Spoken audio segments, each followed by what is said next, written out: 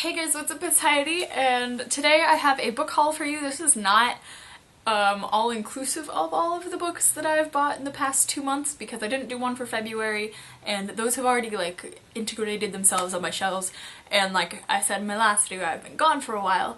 So I'm going to show you the books that I've bought in March, and that is it. I actually have 15 books to show you, but 10 of them I've technically already read, but I'm also rereading them this year, so I'm just gonna show you all of those and let me know down in the comments what you think and all of that regular stuff, and let's get into it. First two books I got are pretty nerdy books, but I'm also really excited to read them because they warm my little nerd heart, and yeah. So the first book is Star Trek Federation, the first 150 years, and this book was a little expensive, but it's also just full of tons of information, and I am actually going to read this entire thing because this is really cool, and lots of cool, interesting stuff and histories and backstories, and it's so cool. I'm just so excited. The next book is also kind of an encyclopedia thing, and that is the Adventure Time Encyclopedia,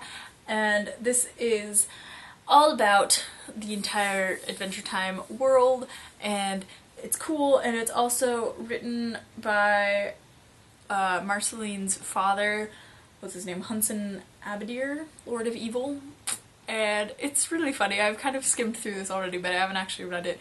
I know Kat from Little Book Owl has read this and loved it, and it's just pretty awesome and colorful and like pictures and history, and it's cool. So that's awesome. Next book I got is another anthology because I've been loving those lately ever since I started reading them for my lit class that I took last term, and this one is Brave New Worlds. It is the second edition, and it is edited by John Joseph Adams, and this is just a bunch of dystopian short stories, and I flippin' love dystopia. I think it is so interesting, and like it has societary commentary inside of them, and they're just really cool. And this has some pretty cool authors. This has Ursula K. Le Guin, Orson Scott Card, Neil Gaiman, Kate Wilhelm, and a bunch of other people I don't actually know, but I'm excited to get to know them because this book just looks really awesome. It's, you know, an anthology-sized book, and yeah.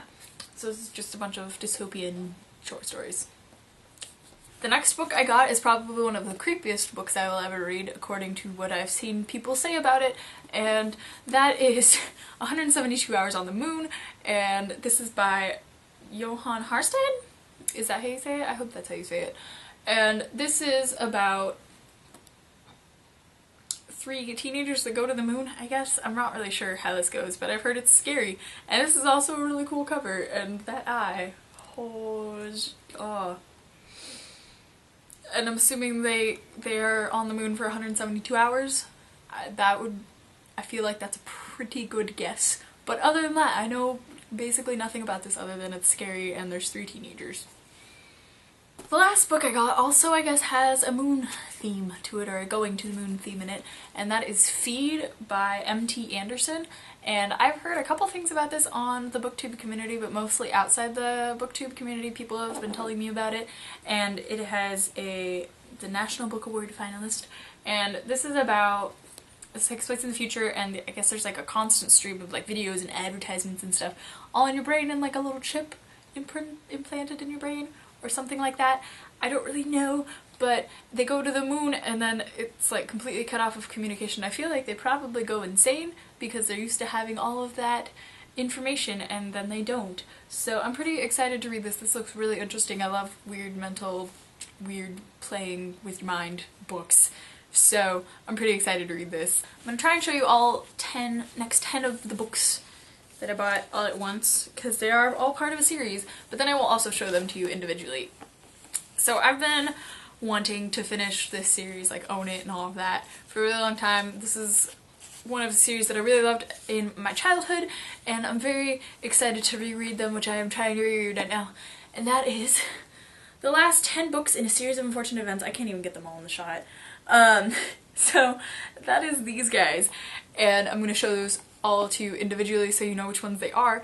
But if you haven't read A Series of Unfortunate Events by Lemony Snicket, I I'm sad for you and you should probably read them because they're really funny, even though, yeah, they're so great.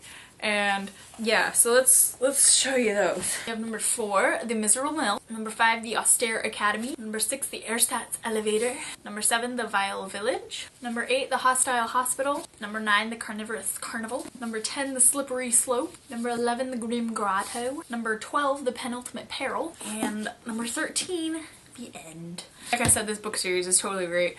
Follows 3 children, Violet, Klaus, and Sunny is the baby, and they become orphans at the very start of the first book, and their parents die in this tragic fire, and this next 13 book series follows their life, and it's really funny, and it's really great, and so good, and I'm really excited to reread them. That is my current reading project, and yeah, so I'm really excited to read those, and I'm excited about the rest of the books, and let me know down in the comments if you've read any of these books and what you thought of them, and I will see you next time for another video. Goodbye!